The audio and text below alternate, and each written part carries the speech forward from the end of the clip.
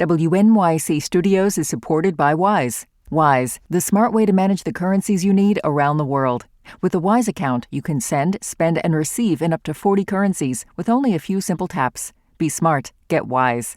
Download the Wise app today. Terms and conditions apply. Hi, Brian Lehrer here. Up next, Brian Lehrer Weekend. 3 of our favorite segments from the week packaged together for you to listen to on the weekend. So enjoy, and I'll see you back on the radio Monday at 10 a.m. on WNYC and WNYC.org.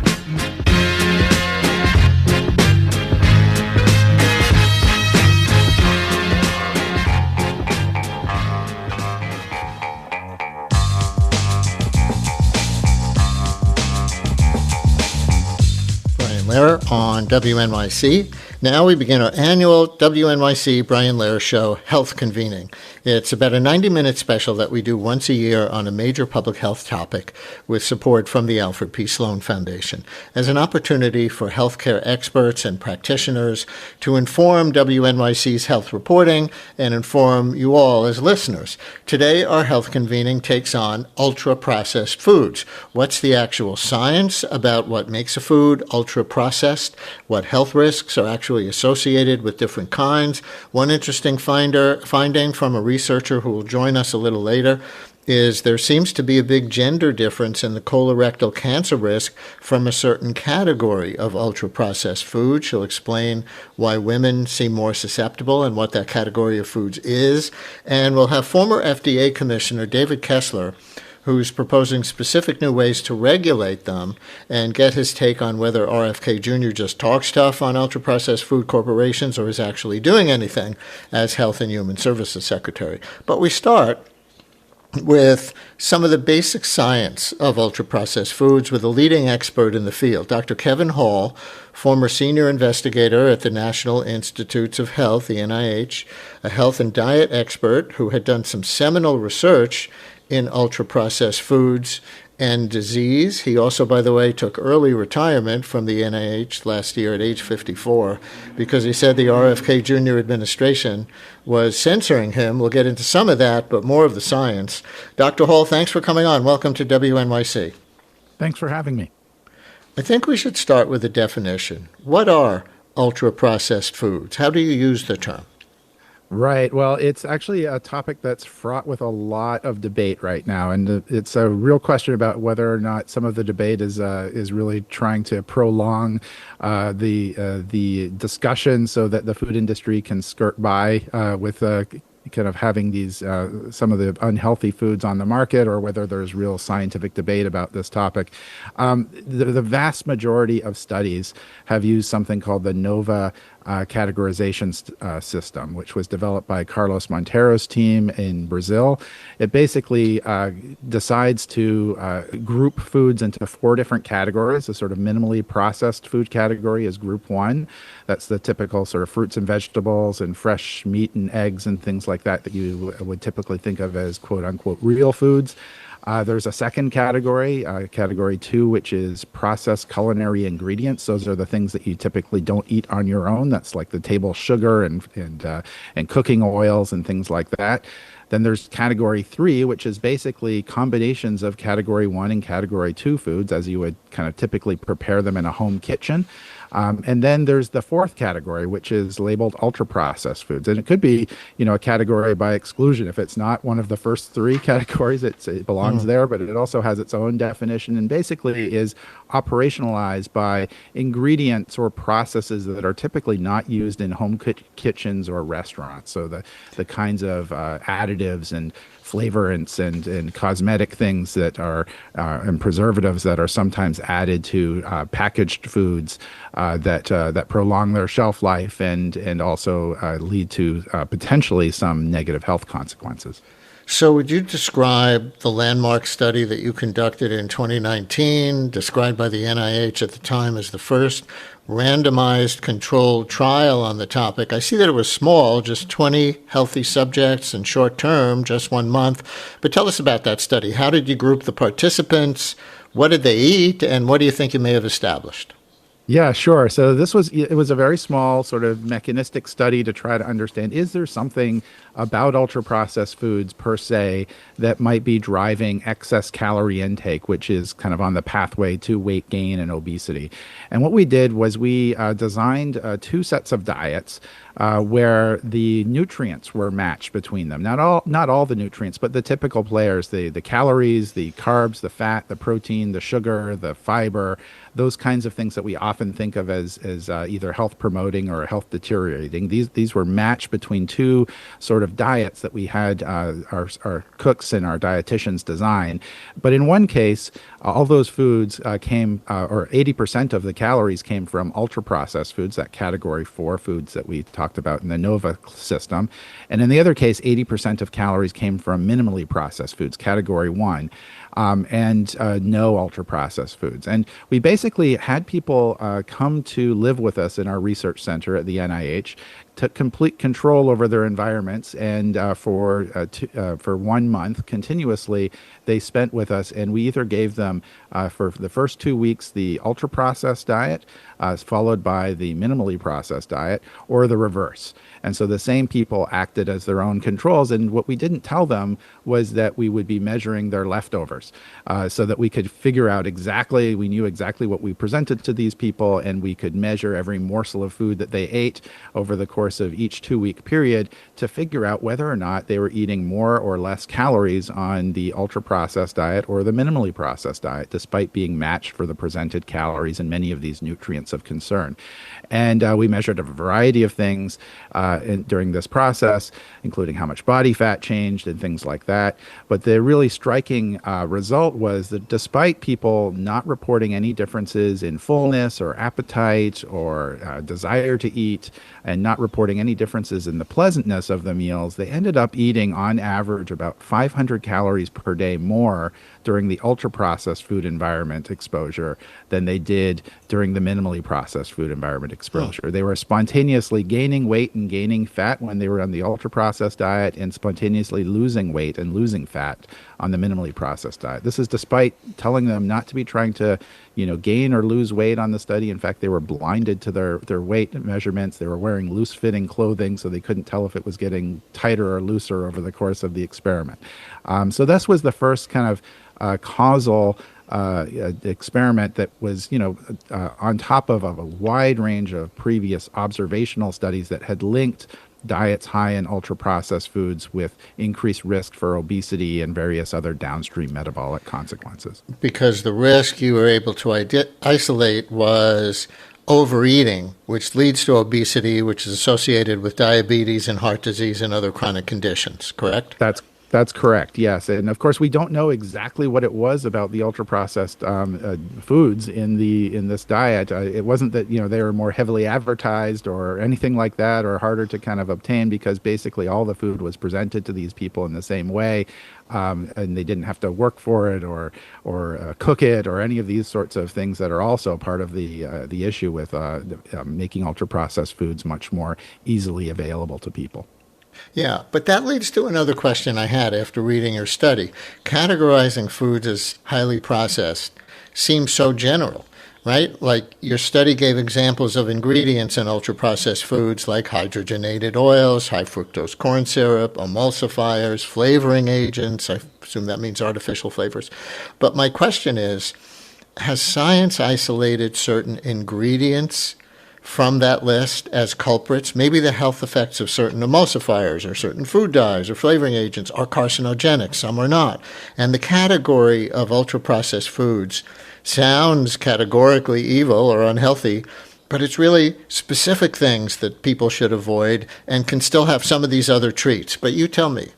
Yeah, no, I think that's a perfectly reasonable thing. I happen to be in the camp that thinks that there's probably ultra-processed foods that can be healthy for you. A whole group that could potentially be neutral for health, and then there's the bad guys that are probably unhealthy for you. The challenge is that we don't know how to identify those right now. We need better science to be able to identify what are the key culprits. We were doing some of that science at the NIH. So, for example, we finished a study recently and presented at a conference. It's not yet published in a peer-reviewed paper, where we designed a diet that still had 80% of ultra-processed foods, but in contrast to our previous study, we re-engineered that diet in such a way that people did not overeat calories. In fact, they lost the same amount of weight as the same people when they were on a minimally processed diet without ultra-processed foods. So you could still eat an 80% ultra-processed diet, just, as long as it's defined in the right way and not result in overeating. And it's that kind of science that we need to better identify what are the true culprits, what are the real problematic either ingredients or properties of the foods themselves, and then be able to kind of tell consumers as well as the food industry as well as regulators how to target their lens to better improve our food environment. I'm sure you just piqued the interest of a lot of listeners who are saying, oh, tell me, what 80% ultra-processed food diet would keep me as healthy as one that isn't that? Well, I don't know about healthy.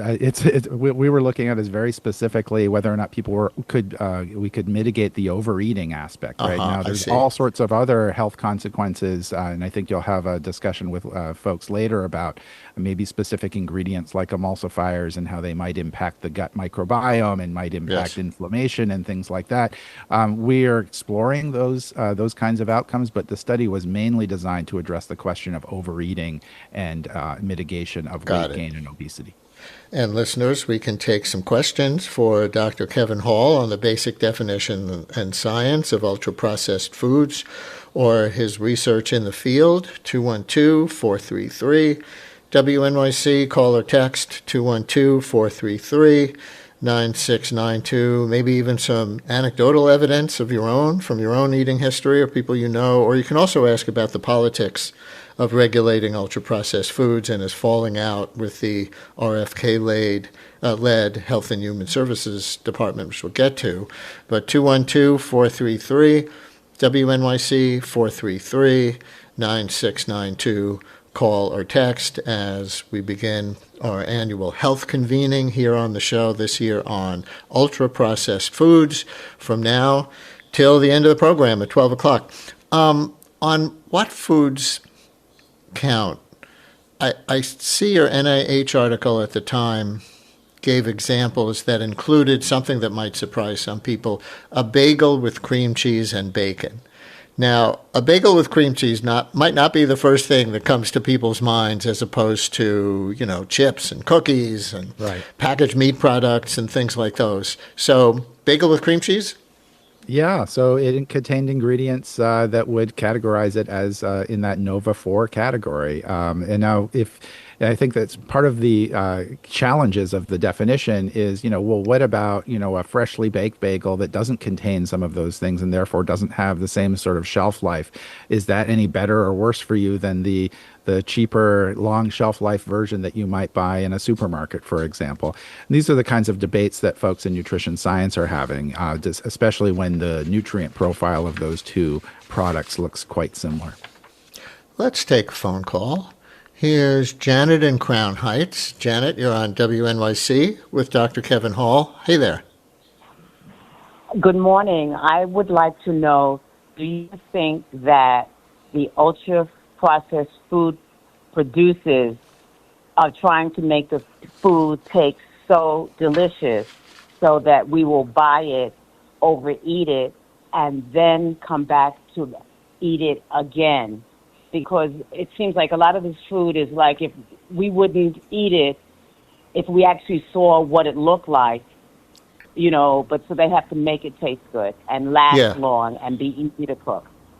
That's a great question. And I think it could land on, well, you found that people who were eating the ultra-processed foods diet ate more. I'm thinking of the old Lay's potato chips commercial where the slogan was, I'll bet you can't eat just one. But do you think that the food industry, the processed food industry, is designing these things not just to be tasty, but so that you will keep eating? Yeah, so that's a great question. And by the way, those Lay's potato chips that were marketed that way, they actually don't qualify as ultra processed foods. They qualify as Oh, processed foods, category three, which is quite interesting. But wait, what's the the difference? People would be interested in that. Why not? Yeah, so it doesn't contain many of the same sort of additives and preservatives that are in other sorts of potato chips and Doritos and the artificial flavors and colors and things like that. So I think to my recollection, those Lay's potato chips are basically just potatoes. They're cooking oil and salt is basically all that's in them. So they only Okay. qualify as category three foods. Um, so this is where some of the debate comes from, right? Not all not all ultra processed foods are necessarily bad for you, and certainly many processed and minimally processed foods can be bad for you, especially when taken in context of the overall dietary pattern. But to address the specific question that the caller asked about, which is, do food companies design foods to be desired to go back for more?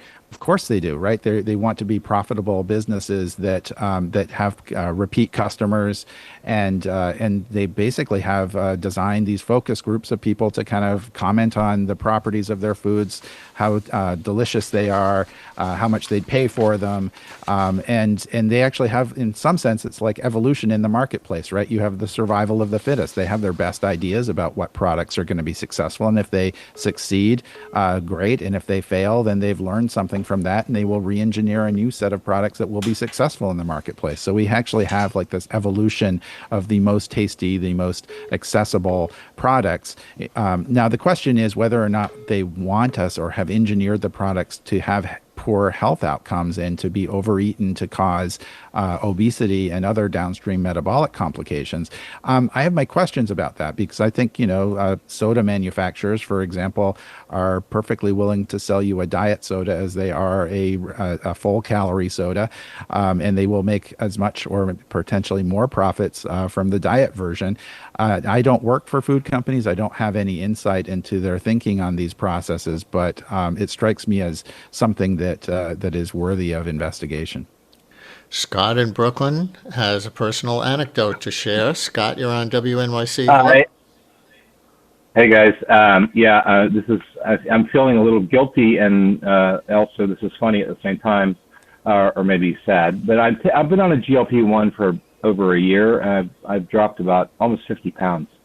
And a couple months ago, I used to have a addiction to like sugary cereals, like Frosted Flakes and Trix and all that stuff. And I do know it's bad for me, but I have to tell you, I went to the store and they were on sale, and I kind of re-upped my addiction to them, even while I'm still taking these GLP-1s, and I kind of barely eat.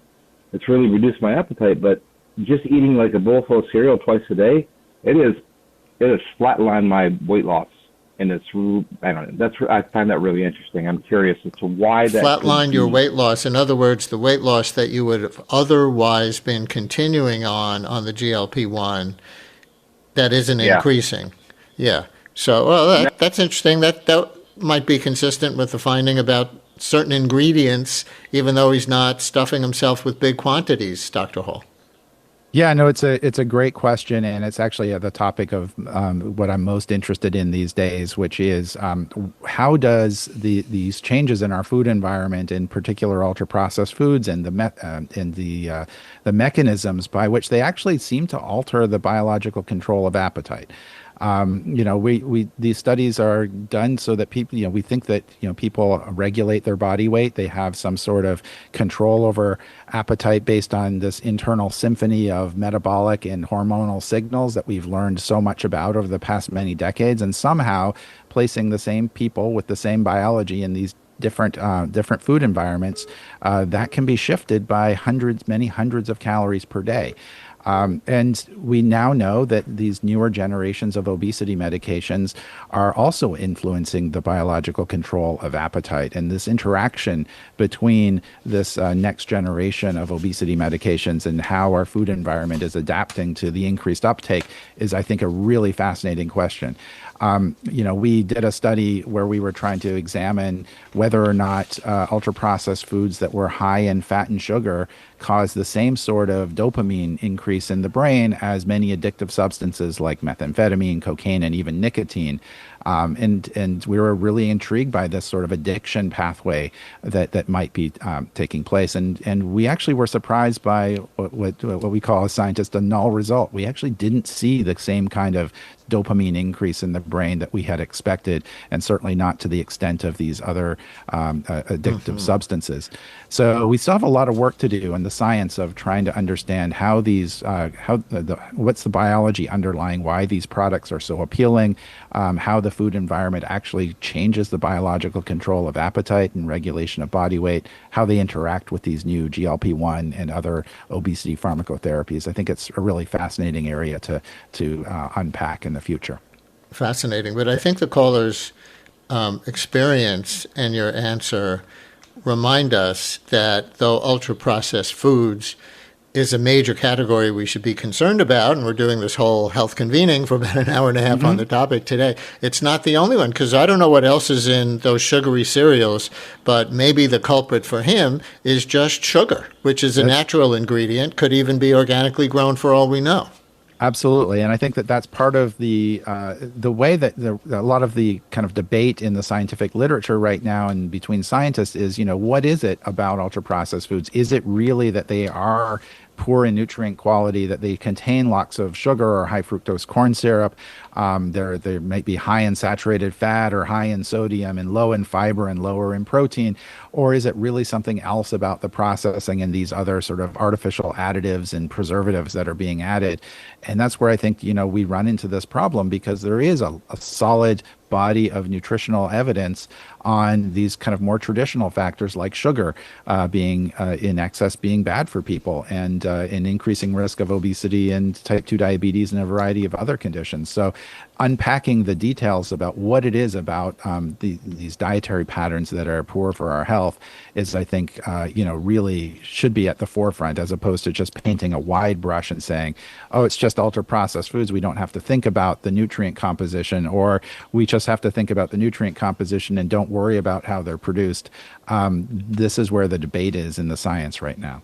Yeah, and in our annual health convening this year on ultra-processed foods, my first guest for another few minutes, Dr. Kevin Hall, who was a National Institutes of Health expert on this for a number of years. He did resign last year, or retire early last year, because of conflict with the RFK administration there, and we'll get into that a little bit.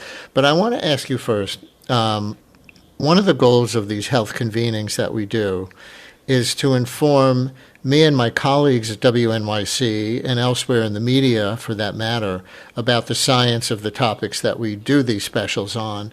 In addition to the listeners, is there anything you identify that you think journalists either do well in general or not on this topic, or certain questions or topics that you would like to see addressed more in the general media? Yeah, it's a great question. I mean, I think that, I would like to see a little bit more criticism of some of the studies that are published, to be honest. I see a lot of, the latest study shows. I think it would be really great that if journalists kind of did a little bit more education on the kind of different kinds of studies, what they can show, what they can't show, what they're, how to extrapolate or not extrapolate from certain studies. You mentioned for our study, yeah, it's a very small study. It was done in a very highly controlled environment on a small number of people. What does that mean? It means that you can't conclude from that everybody has a higher ultra-processed food diet is going to eat 500 calories per day more than a minimally processed diet. It was one specific dietary formulation. I told you about a follow-up study that we've presented at conferences where we've re-engineered an ultra-processed diet to not lead to those same consequences. And so I think that one of the things that scientists often find frustrating is when journalists might over extrapolate their study results beyond what they've actually been designed to show. Another listener question, who I think is interested in veganism, this listener, but uncertain, says, please ask your guest about supposedly better for you ultra-processed plant-based foods like Beyond Burgers or Just Eggs. What would you say to that listener? Yeah, no, it's a great question because there are a lot of people who are concerned about animal-based products, both from an environmental perspective as well as a kind of a morality perspective. And these products are often marketed as better for you and better for the environment. We did not study those particular plant-based replacement products. Christopher Gardner from Stanford University did do a study of the Beyond Meat, I think it was in particular. And in fact, as a caveat in considering those results, the study was sponsored by Beyond Meat, so take that for what it's worth. But they showed that there were more or less similar results from burgers and meat-based products as compared to the Beyond Meat products, which tend to have higher sodium content but lower saturated fat and things like that. There were some specific things that were somewhat different, but I would argue they probably weren't clinically meaningful differences between the two products. I don't think anyone is saying that as a replacement, those kinds of products might be better than the original, but they also probably shouldn't form the foundation of a diet, which should be more along the lines of vegetables and whole grains and the kinds of things that are in our dietary guidelines. I do want to ask about your early retirement last year. I understand you felt that they were beginning to censor you under the Trump and RFK Jr. administration. Censor you in what ways? So they would not let us present our results at conferences. So we had that result that I mentioned about the lack of increase in dopamine in the brain in response to ultra-processed milkshakes high in fat and sugar. And when a reporter asked to interview me, that interview request was denied specifically because the spokesperson for the Department of Health and Human Services said that our results didn't match RFK Jr.'s understanding of how these foods work. In other words, there was a lot of talk at the time that these products were poison and that they caused addiction. And we weren't saying that people weren't addicted to these particular kind of foods, but we were saying that this particular biological pathway in the dopamine system in the brain might not be the way that they are operating. When the journalist, in other words, it might addict people differently than a lot of what we would consider drugs. Exactly. And that we still haven't identified the key addictive component of ultra-processed foods, that might result in those sorts of biological changes. More importantly, we were also experiencing at the time, we were unable to buy food for our research subjects. They had cut our ability to rehire research staff. It was a pretty dire situation at the NIH at the time. I requested some clarification about whether this was going to continue. When I wrote written responses to a journalist's interview questions, my responses were edited without my consent and passed off as if I had written them. And that was kind of the final straw that broke the camel's back. And I realized that I was unable to get the attention of these folks to discuss these matters after weeks of reaching out. And so it became clear that these folks were not interested in the science. They were interested in their narrative, and any science that deviated from their narrative, even in a minor extent, was deemed problematic. Although in this case, that narrative was, hey, this is really addictive. Don't put anything out there that complicates the narrative for the general public. But do you think that RFK, at the end of the day, talks a good game on ultra-processed foods but isn't acting? Yeah, I would say that many of the actions of this administration go against many of the things that we recognize as being health promoting. So, for example, we've seen changes to the food stamps or SNAP program that have eliminated the educational aspects to kind of help educate people how to prepare fresh and higher quality meals that meet dietary guidelines. We've seen cuts to programs that provided subsidies from farm to school programs that would have facilitated a shift away from ultra-processed foods in schools. So there's a variety of things that have been counterproductive to this movement, and yet the Make America Healthy again, sort of grassroots movement has viewed ultra-processed foods as one of the top priorities, and instead we focus, the administration is focused on things like voluntary action by food companies to reduce certain food dyes that were not widely used in the food system to begin with. So, and not supporting the kinds of real science that can inform better public policy. And in fact, in my experience, has been diminishing and trying to censor that science because it might complicate their narrative. Dr. Kevin Hall, former senior investigator at the National Institutes of Health. Thank you so much for joining us today. This has been incredibly informative. Thanks for having me. Next up in our health convening on ultra-processed foods, one specific category of them, and colorectal cancer, including a very interesting gender difference that the researcher who will join us found. Stay with us for that. The economy never stops shifting. Markets move, global trade gets disrupted, and policies shift. And all these factors have a tremendous influence on the ways we live and work. I'm Kimberly Adams, host of Marketplace Morning Report, a daily 10-minute podcast where a team of award-winning reporters helps you make sense of our evolving economy. Listen to Marketplace Morning Report on your favorite podcast app.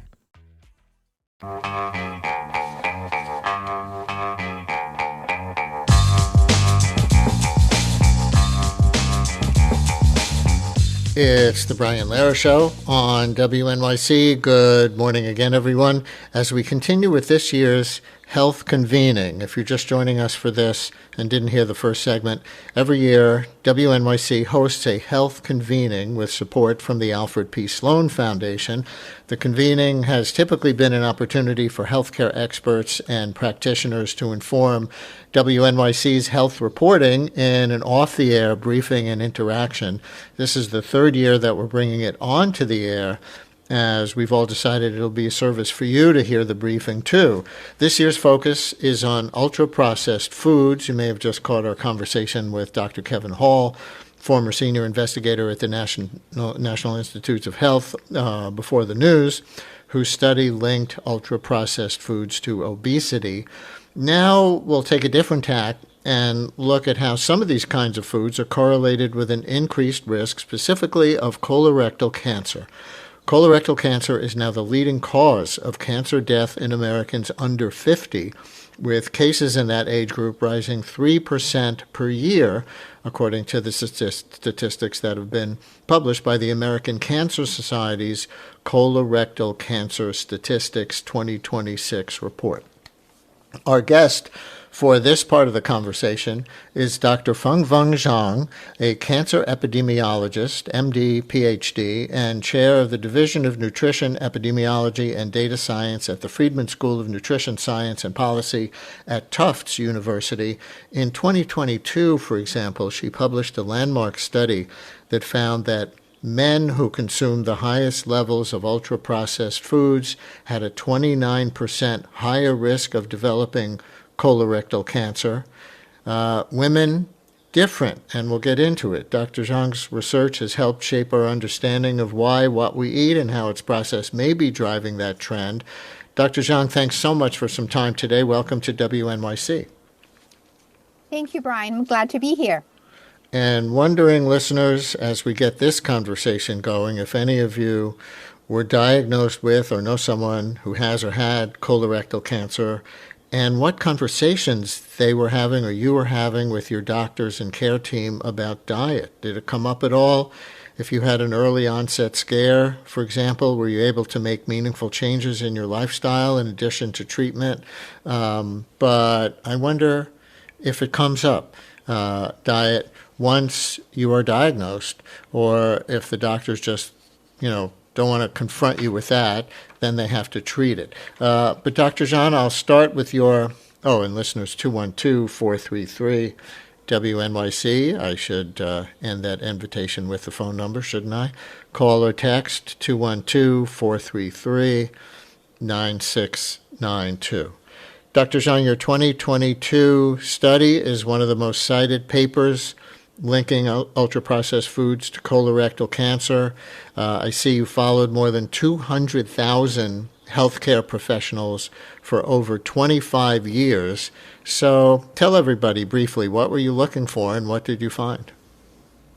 Sure. So in that study, we were trying to answer a question is, does eating more ultra-processed food increase the risk of colorectal cancer? We know that ultra-processed food make up a very large part of American diet. And there's growing evidence, right, linking these foods to a range of health issues like obesity, diabetes, heart disease, and premature death. So at that same time, that colorectal cancer is one of the cancers most strongly influenced by diet. We already know that higher intake of processed meat and lower consumption of fiber and whole grains increase risk of colorectal cancer. And many ultra-processed food tend to reflect those patterns, right? Many ultra-processed food contain processed meat and the low in fiber. So that really motivated us to look at this question in a large, long-term study. And we followed more than 200,000 men and women over about 25 years. And what we found is that among men, those who consume the highest amount of ultra-processed food had about 29% higher risk compared to those in the lowest intake. As you said, we didn't find the same association in women. And also I want to notice some differences in the type of ultra-processed food. For example, the higher consumption of processed meats, those as hot dogs, sausage, deli meats, and sugar-sweetened beverages was linked with higher risk in men. And in women, we saw higher risk related to certain ready-to-eat mixed dishes like pizza. On the other hand, we found some foods like yogurt were actually associated with a lower risk in women. Even though you consider yogurt a processed food? Well, it depends that what type of yogurt. So the yogurt that just plain, right, just made of milk and cultures, they're not considered ultra-processed. They're considered to be minimally processed. However, the yogurt with added sugar and other additives like stabilizers, they are considered ultra-processed. So this study, and by the way, folks, it was published in the British Medical Journal in 2022, if you ever want to look up the actual thing, but it found the strongest cancer association was with a specific category, and you were starting to get into it a minute ago, and I'm going to ask you to talk more about it. Meat, poultry, and seafood-based ready-to-eat products. So that's not to say all meat and seafood and poultry, but certain kinds of packaged meat and seafood and poultry processed foods, packaged foods. Can you describe what those are specifically? Correct. Yeah, those are, as you mentioned, those are not all, right? It's the processed products, bacon, sausage, deli meats. Those are the major types of the processed meat in this category. What's the mechanism? Do you know? What about those increases somebody's risk of colorectal cancer? Yeah, there are a few biological mechanisms can help explain that link. And one is that processed meats contain preservatives. Those are nitrates and nitrites. They can turn into compounds in our body that are known to damage the DNA. And that's an early step in the cancer process. At the same time, these meats, especially those made from red meat, they contain a type of iron that trigger the chemical reaction in the colon, and they can produce substances that can irritate and damage the bowel lining. And then there's also how these foods are prepared. Smoking, curing, and cooking meat at high temperatures can create additional chemicals that can also damage the DNA in the colon cells. So when you put all these together, the colon is essentially exposed to a mixture of the DNA damaging compounds plus ongoing irritation, inflammation. So over time, that creates the kind of environment where cancer is more likely to develop. There's also newer research looking at looking at other things that people talk about, right? What are the things people added to ultra-processed food, such as additives, and could also be the chemicals contained the packaging of ultra-processed food. and also could be the things that are formed that during high temperature processing. And these have been actively, I feel, investigated, but still evidence still limited. So with that, I would say that we still don't know whether there's clear evidence linking these additives or packaging chemicals to the cancer development in the colon and rectum. I think I feel those new mechanisms needs to be further studied. Mm-hmm. Santos in Park Slope has a question, I think, about what he can eat in the meat categories that you were describing. Santos, you're on WNYC with Dr. Zhang. Hi. Hi. Good morning. Yes. Are any of the lunch meats and lunch foods like sliced cheeses, cheddar, Swiss, are any of the deli meats safe to eat? Yeah, I think that for the cheese, right, you mentioned about the cheese, also depends on the processing. And if the processing level gets to the ultra process where those are the things that having the additives that highly processed, industrially processed, that gets to the ultra processed food category. But some cheese not considered to be processed rather than ultra processed. I know it's hard to make that distinction, but if we look at the ingredients, if you turn the package of these foods and look at ingredients, that the ingredients that you saw, that's something you're not familiar with, that are more likely to be ultra processed. So I would try to stay away from the ultra processed category of the meat.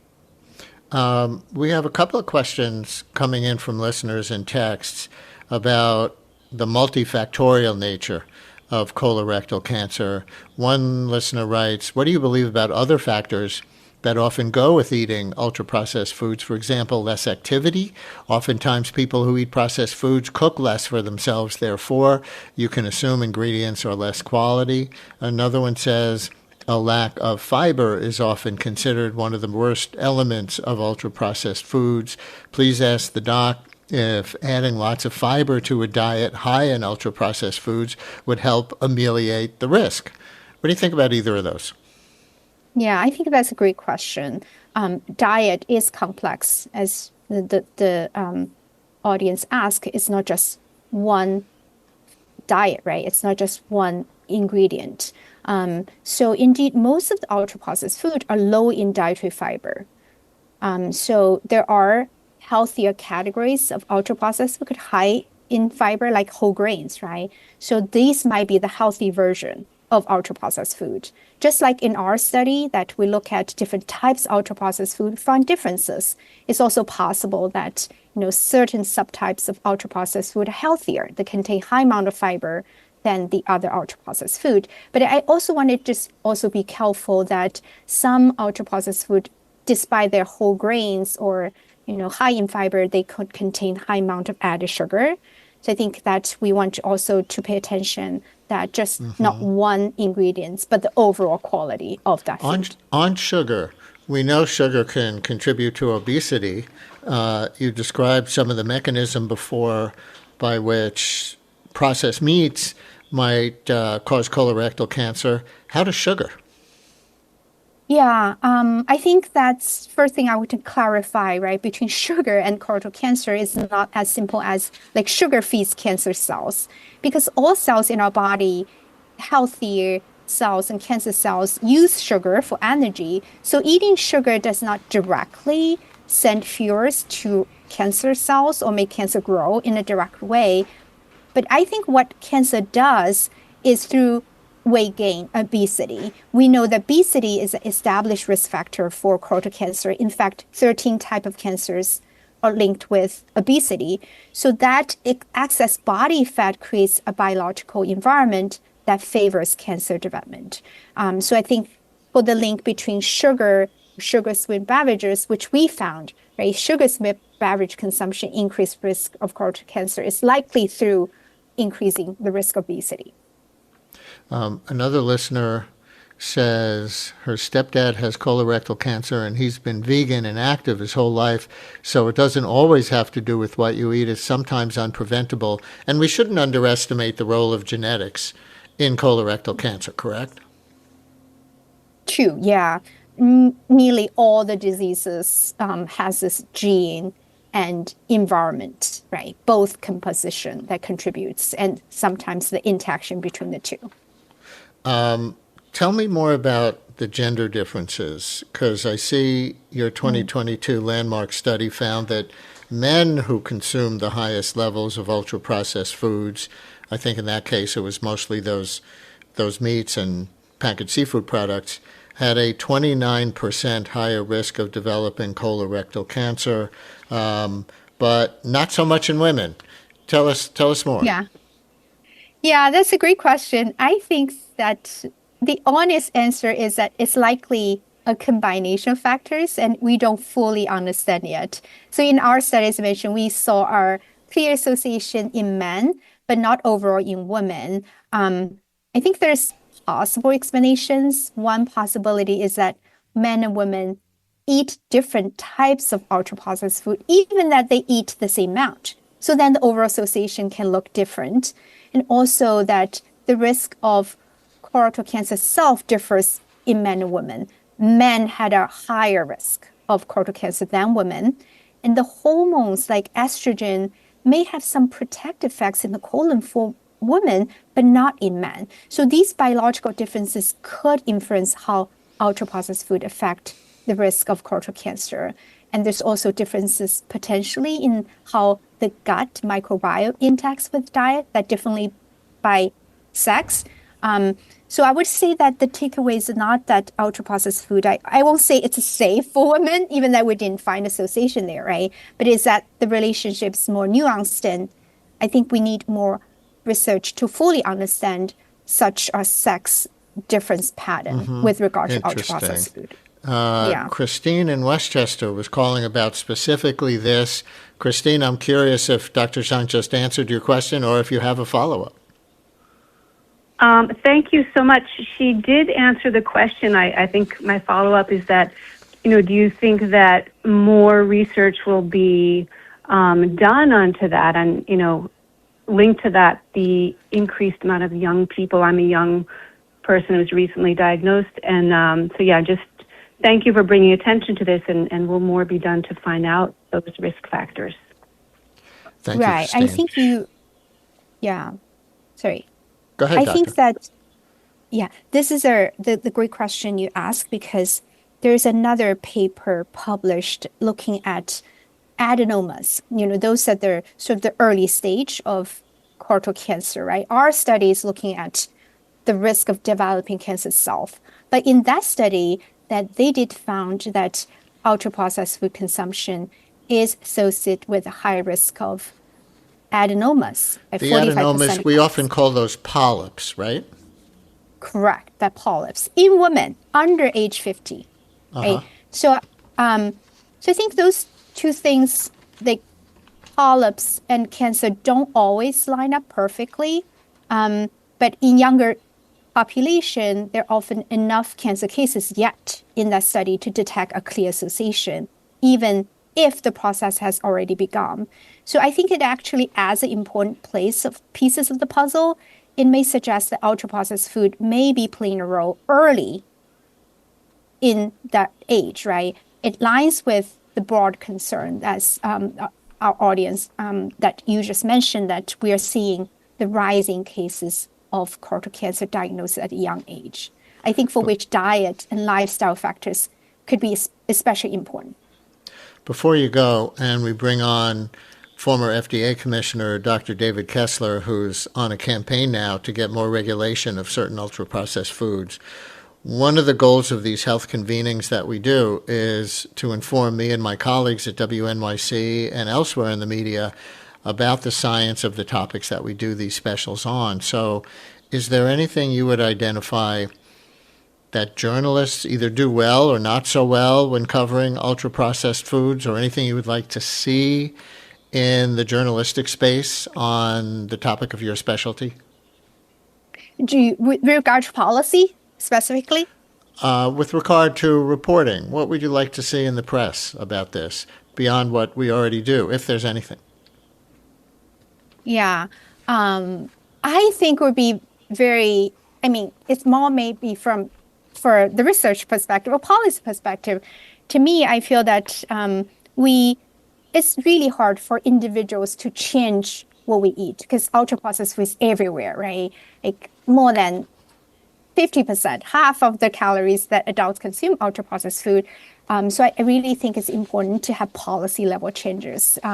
That is important to help the general public, that all of us to recognize or what are ultra-processed food to make healthy choices, but we need tools, we need policies to help us to make that informed choices. I think that you're going to talk more about the policy, what could be useful, that helpful for the public to reduce the ultra-processed food consumption. So I think that would be important to hear more in the future in order to really to reduce the diet-related chronic diseases that attribute to ultra-processed food consumption. I definitely hear you. Thank you for that recommendation. We will take it very seriously. And we thank Dr. Fengfeng Zhang, cancer epidemiologist and chair of the Division of Nutrition Epidemiology and Data Science at the Friedman School of Nutrition Science and Policy at Tufts University. Thank you so much for joining our health convening today. This was really informative, I think, helpful to a lot of listeners and journalists alike. Thank you. I'm glad to be here. Thank you, Brian. Brian Lehrer on WNYC. Our health convening continues in a minute with Dr. Kessler. Stay with us. The economy never stops shifting. Markets move, global trade gets disrupted, and policies shift. And all these factors have a tremendous influence on the ways we live and work.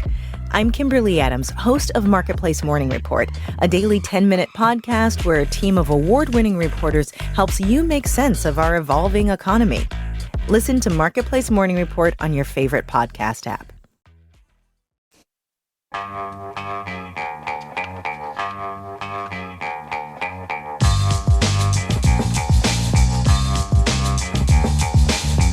Brian Lehrer on WNYC. We are in our annual health convening, which WNYC hosts every year with support from the Alfred P. Sloan Foundation, as an opportunity for healthcare experts and practitioners to inform WNYC's health reporting. And this year, as you've been hearing for most of the show, we are, for the third year now, bringing it onto the air for all of you, as well as even as we take notes on this show and elsewhere in our news department. And we are tackling ultra-processed foods as this year's health convening topic. What are they? How do they impact our health? And how can the food system in the United States change? For our final installment today, we're joined now by Dr. David Kessler, who is perhaps best known for taking on industries that profit from addiction. As FDA commissioner under both Presidents George H.W. Bush and Bill Clinton through the 1990s, he brought tobacco executives before Congress, remember that, some of you, and argued successfully that the FDA had the authority to regulate nicotine as a drug. And now he's trying to do something similar with ultra-processed foods. Last August, Dr. Kessler filed a citizen's petition, as it's called, with the FDA, arguing that the very ingredients that make ultra-processed foods what they are, like corn syrup and maltodextrin, should no longer be considered generally recognized as safe. Now, that's a legal designation that we're going to get into with him because it's central to this conversation. Generally recognized as safe, or known by the acronym GRAS, that has allowed the food industry to introduce thousands of industrial ingredients into the food supply without formal FDA review or approval. Dr. Kessler says that loophole needs to be closed. Now, this past February, Health Secretary RFK Jr. said on 60 Minutes that the FDA would act on Dr. Kessler's petition, but he stopped short of saying the administration would regulate the ultra-processed food. So where does that leave us? Let's find out. Dr. David Kessler is also a pediatrician and a lawyer, as well as former FDA commissioner. He's the former dean of the medical schools at Yale and UC San Francisco, and the author of multiple books on food and health, including his most recent, Food or Fiction. Dr. Kessler, so nice of you to join us. We're honored to have you. Welcome to WNYC. Thank you for having me, Brian, and thanks for the important work you're doing.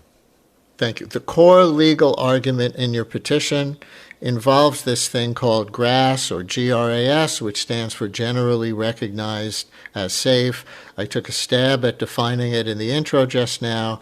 You argue that the FDA is legally obligated to revisit it for these ingredients, so many ingredients. So what is this loophole exactly? What are you calling on the FDA to revisit?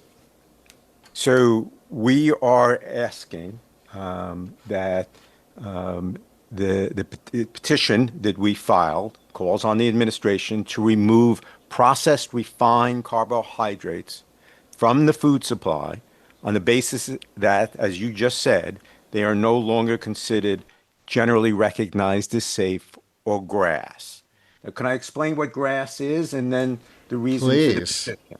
So if you want to add something to the food supply, there's a relatively high burden that Congress set back in the 1950s. If you want to add, it's called a food additive, you have to show that the additive is safe for use under the conditions it's used. So you have to show it's safe. And safety is defined as reasonable certainty of no harm. And you have to go through an entire application process. You have to study it. You have to submit petitions. You submit the food additive petition. FDA looks at that. There is an exception in the law. There was an exception that was put in. It was put in for grandfathered substances primarily. This is what is called GRAS. And if you were generally recognized as safe, then you were exempted from putting in that food additive petition. So it was, in some ways, it was the loophole that became the rule. Because the majority of substances that are added to food today come in under this GRAS exception. Now, this was looked at, the GRAS status of these refined carbohydrates was looked at 4 decades ago. And it's during those 4 or 5 decades that we see this crisis that America became, the American body became ill. We became obese. It's not about weight. I mean, it's very important. Why are we doing this? Is the fact that only 12% of us are generally healthy from a metabolic perspective when you look at things like blood pressure or blood lipids or waist circumference. 25% of us will go on to have heart failure. 30% of us will become diabetic. 25% of us will have a stroke. And we're waking up to the fact, again, it's not just weight. It's that visceral fat, that fat in places in our abdomen where fat does not belong. And that's responsible. That visceral adiposity is responsible for much of the cardiorenal metabolic disease, the chronic disease, certain forms of cancer, and even neurodegenerative disease. So enormous chronic disease burden. And when this was looked at 4 decades ago, these refined carbohydrates, you go look at the Federal Register back in the 1980s, the fact that GRAS determination was based on outdated data. They did not properly establish the biological effects of these processed refined carbohydrates. The GRAS affirmation statement written back in 1988 said there was no link between these refined sweeteners and carbohydrates and obesity, no link with cardiovascular disease and diabetes. That is no longer true. So there is no expert consensus that these refined carbohydrates and ultra-processed foods are safe under the present conditions of use. And that, in my opinion, leaves FDA with no choice but to determine that processed refined carbohydrates, as a matter of science and law, can no longer considered to be GRAS and thus must be removed from commerce. By the way, listeners, Dr. Kessler's latest book, which I meant to mention in the intro, but I mentioned an older book, is Diet, Drugs, and Dopamine, the New Science of Achieving a Healthy Weight. So to what you were just saying, Dr. Kessler, your petition to the FDA doesn't actually use the phrase ultra-processed foods. Instead, you focused on processed, refined carbohydrates. So are you saying that other things that we've talked about during this special, the things in, processed deli meats and stuff, aren't as much concern, or just that they're being regulated better already than these processed refined carbohydrates, which are falling through this giant loophole? No, I'm just using the processed refined carbohydrates, in part because of how the Food and Drug Law works, but also as markers of these ultra-processed foods. Look, in the end, we are eating about 500 to 1,000 calories more today than we did 4 decades ago. And that is because we're eating more calorie dense, less satiating, engineered foods. The foods that were engineered for overconsumption. These were hyper palatable. You can call them ultra processed, ultra formulated. To me, a ultra processed food has 4 components. It has sweeteners, it has refined starches and flours. It has added fats and oils, and it has salt. And I'm focusing on 2 of those components, the refined sweeteners, the refined flours and starches. But that covers about 80% of all ultra-processed foods. When you walk into those central aisles, most things, if they're going to have added fats and oils and that salt, they're also going to have the refined processed carbohydrates. And listeners, we can take a few questions from you about regulating ultra-processed foods, particularly as you're hearing from former FDA Commissioner Dr. David Kessler, these processed refined carbohydrates. But in general, 212-433-WNYC, call or text 212-433-9692. On 60 Minutes earlier this year, you said these ingredients trigger metabolic havoc, that the calories from ultra-processed foods aren't just empty, they end up as fat in the liver and migrate to other organs. What's the biological mechanism that you're describing, and how good is the evidence? I think the evidence is very good, and the fact is that medicine is waking up to the fact that it is fat in places where fat does not belong that is responsible for much of the chronic cardiovascular, metabolic, renal disease that we're experiencing. Over the last 50 years, the United States, people in the United States have been exposed on a mass population-wide scale to something I think that our biology was never designed to handle.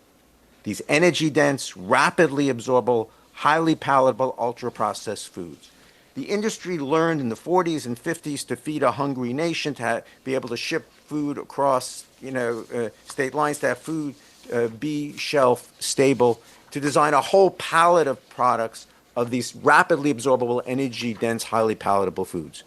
But no one asked the question, what is it going to do to our metabolism? And this exposure fundamentally altered, I believe, our metabolism, and it produced the largest increase in chronic disease in modern history. It includes type 2 diabetes, prediabetes, fatty liver disease, hypertension, kidney disease, abnormal blood lipids, heart attacks, strokes, and heart failure. No one asked the question, what was the effect of these ultra-processed foods on our metabolic health? Joseph in Dover, New Jersey, has a question for you. Joseph, you're on WNYC with Dr. Kessler. Hi. Hi, thank you for taking the call. I just want to quickly comment that the entire discussion thus far seems to focus on the ingredients in ultra-processed foods and not the word processing, which always has concerned me. I'm concerned about the effect of the method of processing, of cooking foods, I imagine, in large vats, suddenly raised to high temperatures, with under pressure or steam. If I buy a jar of spaghetti sauce in the store, I'm sure it's not cooked slowly, simmered the way an Italian grandma might cook it. I sometimes buy some processed products. I bought some preservative-free, what do they call it, uncured hot dogs recently, turkey hot dogs, and I only saw what looked like friendly ingredients, turkey, maybe some salt, nothing that I wouldn't use myself, but I wonder the nature of the processing might have adverse effects. Great my question, Joseph. Thank you very much. Dr. Kessler. It's a very insightful question. No doubt that industrial processing weaponizes carbohydrates, these added fats and oils, at a scale that goes far beyond anything possible in home cooking. The reason why I focus on these processed refined carbohydrates is the Food and Drug Act doesn't regulate processing in the abstract. It regulates ingredients. So you can regulate ingredients that have been processed, but you have to link it to a specific substance. So that's why I'm focusing on the processed refined carbohydrates. And look, it's those processed refined carbohydrates, those rapidly absorbable carbohydrates, are being put in our bodies and absorbed at a rate. If you look over the last 20 years, there's been a doubling of hyperinsulinemia. Now I know that's a big word, but the response to those rapidly absorbable carbohydrates, the rate of rise of just putting in that that sugar into our bloodstream and stimulating this metabolic chaos. I mean, that leads, right, one, to not only have us eat more and more because it stimulates the dopamine reward circuits, but it also leads to this hyperinsulinemia, this metabolic chaos. So these extra 500, 1,000 calories, this additional fat that gets deposited in our liver in places it doesn't belong, we now know that's causative. It's in the causal chain of these diseases. So when you filed your petition with the FDA to reopen the investigation of this causality, it sounds like when you took on tobacco in the 1990s, you described finding the regulatory hook, that is the legal question that framed your argument, and you said the same challenge exists here with the food industry. So since you were so central to that, back in the 90s, what happened when tobacco companies had to prove their products were safe? And what lessons do you think we should learn that might apply here at the level of the federal government? You're exactly right. I mean, in fact, when we acted back in the 1990s, there was a citizens' petition, not dissimilar from the citizens' petition, that we filed here on ultra-processed food. And that petition, I mean, it asked specifically to regulate low-tar cigarettes. We actually changed the question of whether nicotine was a drug under the act. That gave us that regulatory hook under the existing statute. Here, the regulatory hook is that all these substances came on the market under this GRAS loophole. But the great thing about this GRAS, exemption is that the manufacturers have the burden. If you want to call it GRAS, if you want to come under this route, manufacturers retain that burden to show that in fact, these substances can be used and at the doses that they're being used, and cumulatively with all these compounds together, that they're really GRAS. So what the petition says, and what I'm asking FDA to do, is to say, okay, industry, you put all this stuff on the market under GRAS, show us the studies that show this is metabolically safe, and if not, then start to remove these. And so Secretary Kennedy appeared in a separate interview on the same 60 Minutes episode that you were interviewed for that we mentioned before. And in response to your petition, he said the FDA would act on it, but he was careful to say that he's not proposing to regulate ultra-processed foods as a category. Here's a few seconds of that. When you're taking on ultra-processed foods, you're also taking on powerful industries, big ag, big food. What makes you believe you will prevail? My belief that I will prevail is because we have the president behind us. But the president has shown himself to be pretty much against regulations. So why would he support regulating ultra-processed foods? Well, I'm not saying that we're going to regulate ultra-processed food. Our job is to make sure that everybody understands what they're getting, to have an informed public. RFK Jr. with CBS's Bill Whitaker What do you make of that exchange? Is he on the bus or off the bus? Well, I think we're going to see, the administration has not yet acted. I am hopeful that they will act. I'm told this is under active consideration, and I hope they call on the food industry to do the science, show us the science on whether these ultra-processed foods are safe or to remove them. I think one of the most important things to me, here's what I think is one of the real opportunities.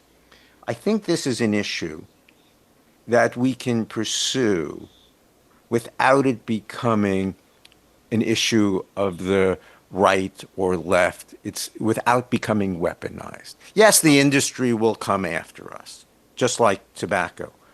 But if we can keep this clearly in mind and understand that these ultra-processed foods are contributing to that extra 1,500 or 1,000 calories to this toxic fat that is getting into our organs and causing this metabolic disease. If we can do that, I mean, if there can be a consensus from all sides of the political spectrum, then I think there's real opportunity. So I am hopeful. Natasha in Ridgewood, Queens, you're on WNYC with Dr. David Kessler. Hi. Hi there. Thanks for taking my call. My question is about how this conversation relates to the conversation around changing the school lunch program, and if there's any impact to, or like legislation that can be put forward or policy, forgive me if I'm saying the wrong words here, but to, pressure the, departments of health and education around the country to change the way that food looks in cafeterias. And I'll take my question off the air. Thank you.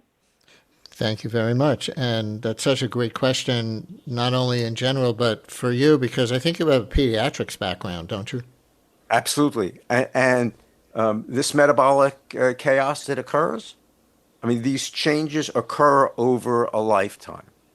And they begin, as soon as we start consuming these ultra-processed foods and lay down this visceral adiposity.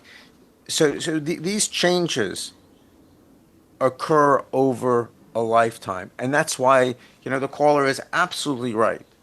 Beginning early, not only in, what we're exposed to, but what we like and what we want to put in our bodies. Look, in the end, fair to say, Brian, that tobacco, one of the great public health successes in our lifetime?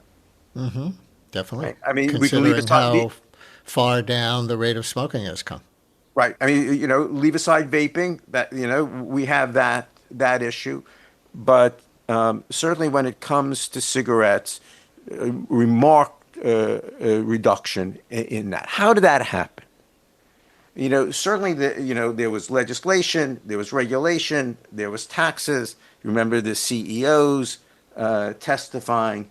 But at the end of the day, what happened, in my parents' and grandparents' generation, they viewed cigarettes as something that they wanted, something that would make them feel better. There was positively valenced, right? And when you're dealing with an addictive substance, how you view it is absolutely critical. What we did is we had this critical perceptual shift. We reversed that valence from positive to negative in this country. And so how we view these products, when we understand what the damage these ultra-processed foods are doing to our bodies and the range of diseases, sure, we need to regulate. Sure, absolutely critical that we start with a school lunch program, and that is being done. But, the fact is we need to look at these products differently. In our last minute, as I've asked each of the guests today, one of the goals of these health convenings that we do is to inform me and my colleagues at WNYC and elsewhere in the media about the science of the topics we do these specials on, so that we do better journalism, hopefully in the future. So are there certain questions or topics that you would like to see addressed more in the general media pertaining to this? Well, I think the earlier conversation that you had was on early onset colorectal cancer. We have to find the causative agent. I mean, and you had Kevin Hall. I mean, we have to have NIH, that budget, the kind of work that Kevin did at the NIH, getting the answers, I mean, to how these ultra-processed foods actually do their harm. I mean, we have to maintain and sustain our biomedical greatness. But the goal, I think, is, with all these controversial issues, or allegedly controversial, I mean, that we talk about. And we have 10 seconds. Finding that consensus, Brian, that underlying consensus, that's how policy is changed. Dr. David Kessler, who among all the things that he's done in his life is also the author of the new book, Diet, Drugs, and Dopamine, The New Science of Achieving a Healthy Weight. Thank you for sticking the landing in this health convening today. We appreciate your time so much. Thanks for the heroic work, Brian. Thanks for listening to Brian Lehrer Weekend. We're back on the radio Monday morning at 10 a.m. In the meantime, follow us on Blue Sky at The Brian Lehrer Show, where there's always a conversation 24/7.